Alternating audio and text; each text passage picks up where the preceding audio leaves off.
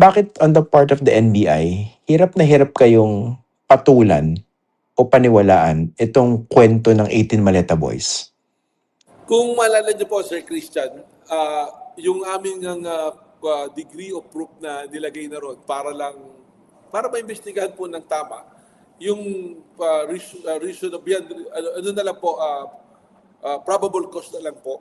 Yung may probable cause, hindi na nga po yung pamantayan ng Memorandum Circular number 20 ng DOJ na sinasabi po, reasonable certainty of conviction. So, tinignan po namin at isa-isa naman namin pong natanong yung 18, yung pong katotohanan nung na may personal participation sila, na personal account, dun sa pinagsamang sinumpang salaysay, will account only to 10 to 20%. At ano po itong 10 to 20% na maaaring totoo sinasabi? Na sila nagtrabaho kay Saldico, sila ay dating enlisted sa military, yung address nila, nakita nilang may maleta, maaaring totoo, pero hindi nila nakitang actual kung yung laman ng maleta ay pera, kung yung sino yung dinilibiran ay binigay talaga doon. Para sa amin po, pagka ganun po yung gagamitin namin para tawagin yung mga taong inaakusahan, baka naman kami po ang ireklamo ng mga tao na sasabihin, parang witch hunt ba, nag-fishing expedition kami para mag-build up ng kaso sa kanila. So, ibig sabihin po, sa degree of evidence, yung pong personal recollection, mabigat po yon na talagang meron kang nakita, alam mo talaga. Pero kailangan po may corroborating testimony yan or object evidence na tinatawag. Dapat po CCTV sana, pictures, videos, o testimonya po ng ibang tao na magpatunay sa sinasabi mo. Ang ginawa po dito, pinagsama-sama yung kwento ng 18 para bumuo ng isang istorya, isang affidavit, na pag inilabas mo, parang paniniwalaan at pakatotohanan. Hindi po pwede kasi na yung 18, isa lang yung sinasabi kasi napaka-imposible na yung recollection nila, pare-parehas na lahat sila ginawa. Ben, tinitingnan po tayo rito, nung tinanong natin sila ng direkta, iba na po, hindi na umutugma doon sa kanilang pinagsumpamang sinumpa sa laysay. Ngayon, Sir Christian, sinasabi ni Attorney Balikod, peke daw na affidavit, pinagbasihan, walang pirma. Ang una pong lumabas na affidavit, kung maalala nyo, nung nag-press con sila, may lumabas pong affidavit.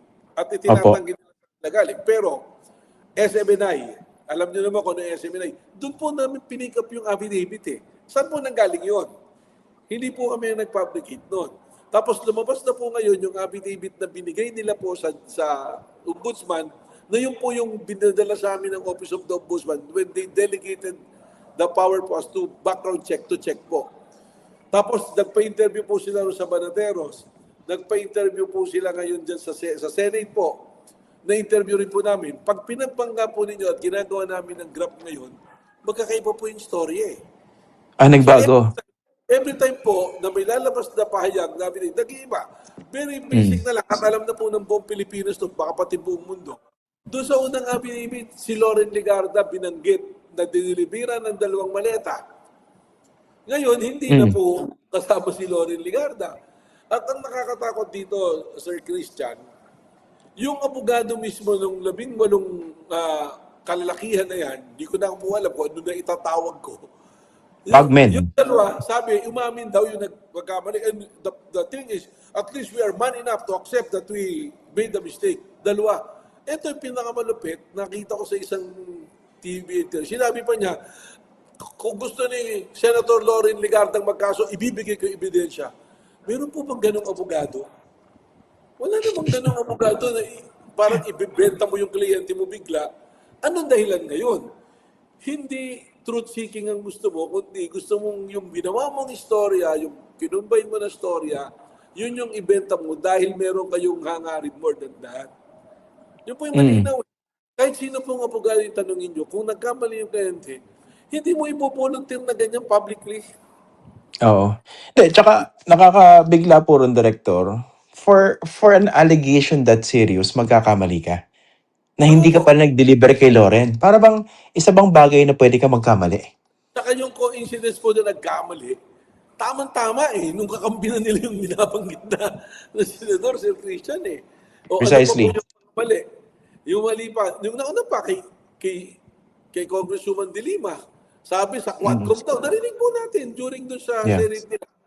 Doon po yan sa Quadcom. Paano Quadcom? Hindi naman member ng Quadcom doon si Congresswoman De Lima. Hindi nga siya member ng Kongreso eh. Mm. Pag tinignan niyo po pati, kailan nila nilabas? I-backtrack lang po natin, Sir Christian. November pa lang magkakasama na sila. February nila nilabas. Anong ibig sabihin? Niluto natin yung istorya. Siyempre, ito po yung problema natin dyan eh. Magkakasama yung 18. Pwedeng nangyayari, naririnig yung kwento ng isa, nagkakaroon na po ng subconsciously, pumasok na yan, may kwento na sila, magkukorroborate na sila sa isa. Mm. Pero kahit na po ganun yung nangyari, wala naman ni isang mga pagsabi na nakita nila na pera yun laman. Nakita nila yung tao na dineliver nila noon. So ano po problema? Punong-puno ng inconsistencies. Mm. Actually, dami pa eh. Yung sa ano, yung sa nagpapalit daw sila, nagtangka magpapalit sa money Opo, changer. pinuntahan daw yung building, wala pong ganun na money changer doon. Opo, tsaka yung halaga. Pwede ba Yung magpalit sa money changer ng ganun incredible, kalaking pera? very incredible, bago ka makabuo ng dolyar, napakahirap po na ganun karaming dolyar. Mm. At kung legitimate po na palitan ng dolyar yan, kailangan nila ng paalam sa monetary board, sa Bangko Sentral. Mm. At ang tanong nga, Richard, sa lahat ng kwento na yan, bumili sila ng maleta, sabi sa Divisoria, sa SM Ora, sa Green Hills. Hiningi po namin resibo, wala daw, sinurrender daw nila. O pakita na lang yung picture sa telepono, wala na rin yung telepono, sinunog daw yung telepono. Very Oo. convenient palagi pag hinahanap mo na. Eh paano po Oo. namin ipupunta? Don't get me wrong, Sir Christian, tsaka sa lahat po na nanonood ha. Hindi po natin binabanatan itong affidavit na to at sinusuri ng ganun para yung mga taong binabanggit na maaaring may kasalanan po sa flood control ay makawala. Hindi po ganon. Ang trabaho po ng NBA dito ay alamin kung totoo yung ginagawa nila o may ibang intensyon. Baka po kasi yung flood control na issue, ginagawang tuntungan para yung kanilang ibang hangarin ay magkaroon ng katuparan. Pero just yesterday, I signed 2 complaint affidavit endorsing to DOJ flood control po. Tuloy-tuloy po yung aming investigasyon ng flood control. Hindi Sino po po yung namin, ano? Sino po yung pinapakasuhan nyo? well, sa Bulacan po ito, kaya wag na muna namin banggit. Lalabas naman po yan kasi in-endorse pa lang namin po sa DOJ. Ang proseso po Ah. kasi sa Christian, NBI will investigate, will do the case build-up, everything. Then we file it to DOJ. DOJ will be the one to endorse po to the Office of the Ombudsman. Kaya ako lang po inikwento ito, Sir Christian, kasi po, baka magkaroon ng thinking, ng ibang thinking yung mga kababayan natin na pinipigilan natin yung statement nitong 18 to para makalusot yung dapat na mga responsible. Sure, gusto rin namin managot yung mga responsable talaga. Pero sa tamang Mm. pamamaraan po at yung sigurado na pag dinala natin sa korte ay titindig yung kaso at magkakaroon po ng conviction ng katotohanan at hustisya po ang hinahabol natin.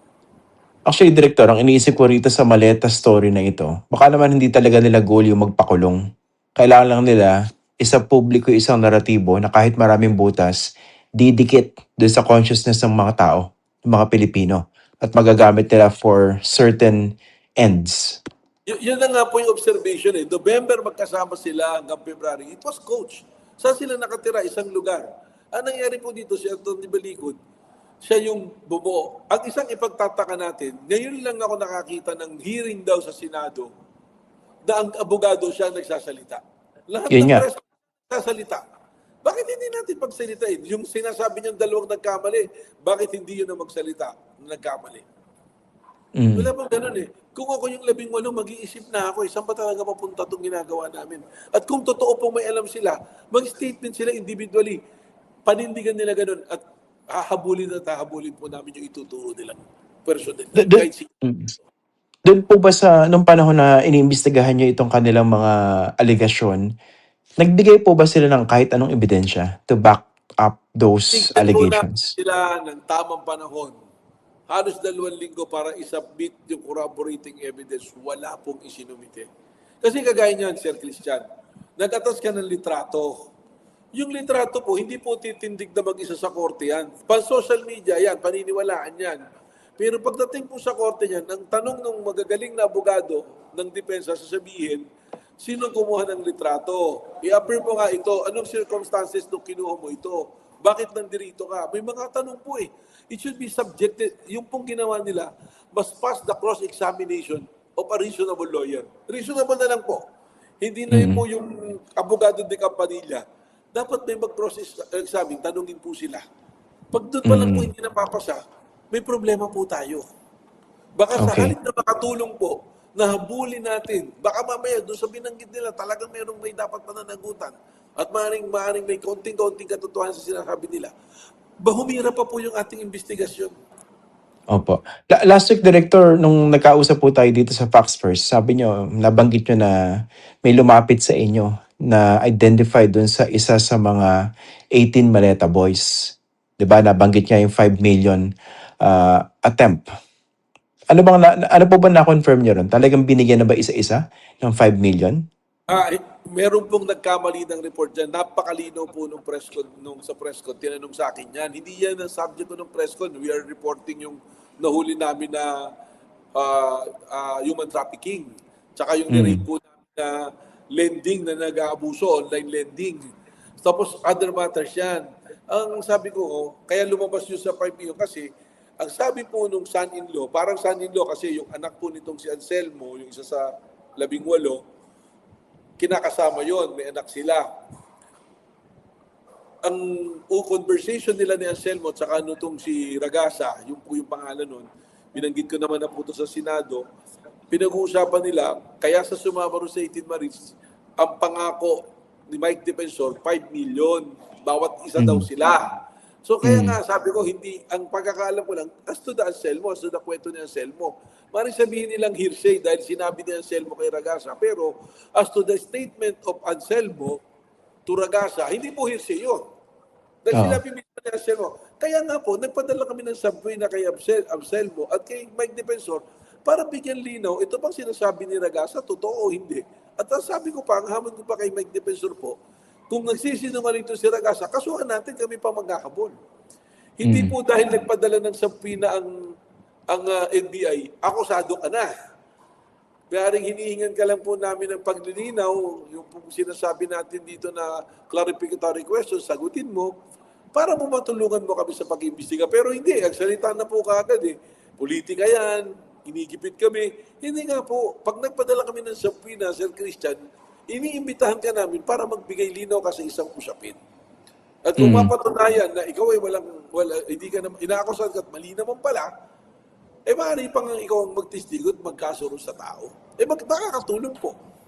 Pero sumagot na po ba si Mike Defensor? Ano ba? Sa 10 po. 10 po yung, Sa 10. yung date po. Nila nun si Anselmo. So, Pero may iba na rin po ba lumapit sa inyo with a similar or related story? Na baka napilitan lang yung iba dun sa 18 Maleta Boys? may mga kausap to po kami. Kaya nga sinadjust ko po dun sa Blue Ribbon dun sa meeting na yon, sinabi ko sa mga senador, meron kasi dun sa 100 plus na enlisted pa, nasa active duty pa. At nakausap ko na yung ilan dyan, ayaw lang nila lumabas dahil sabi nila dito na kami sa probinsya, tahimik na yung buhay namin. Pero baka, kung sa executive session gagawin, ilabas nila yung mga istoryang alam po nila. Ano po yung storya? Na sinubukan din silang pasalihin dito sa 18 Maleta Boys? Opo, pero sabi nila, hindi namin gagawin yan kasi hindi naman totoo na yung mga nakita na yan. May ganun pong sinabi. Maaring yung iba dyan. Tsaka, tingnan nyo po yung profile. Yung mga, may team yan eh. Nandun po mismo sa aming mga investigation. Merong team kids. Ibig sabihin sa mga anak ni Saldico. Merong team dun sa asawa. Dun sa asawa siya. Tapos meron dun sa PR man ni Saldico. So hindi po sila lahat na gaya nung parang lumalabas doon sa pinagsama sa Laysay, na iisa lang yung lahat trabaho nila. So nung binusisi na po namin yan, doon na po lumabas eh. Ilan po yung nakausap nyo na kung sakali willing magsalita sa executive session po? Una po, hindi po sure kung magsasalita. Isinasuggest ko lang na baka sa executive session magsalita. Dalawa po na enlisted. Dalawa? Active pa? Active pa po. Kasi may mga active pa po ron eh. So, dalawa po. Tapos, meron meron din ako nakausap ko na hindi na active, na alam talagang sinasama. Alam po ninyo, meron pa nga nagpadala sa amin ng recording na talagang rinig na rinig ko na boses ng abogado na pinipilit, asa na yung USB, sinabi, nasunog na, ganyan. Pinipilit, sabi niya, wag na po niyo ako, ayoko na, yung pamilya ko madadamay. Sinong abogado po ito sa Baligod? Isa lang naman po yung abogado dyan.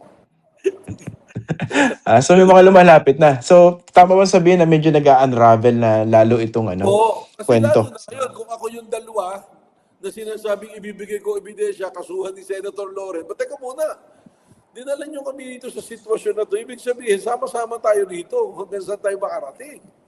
Di ba? Hindi eh.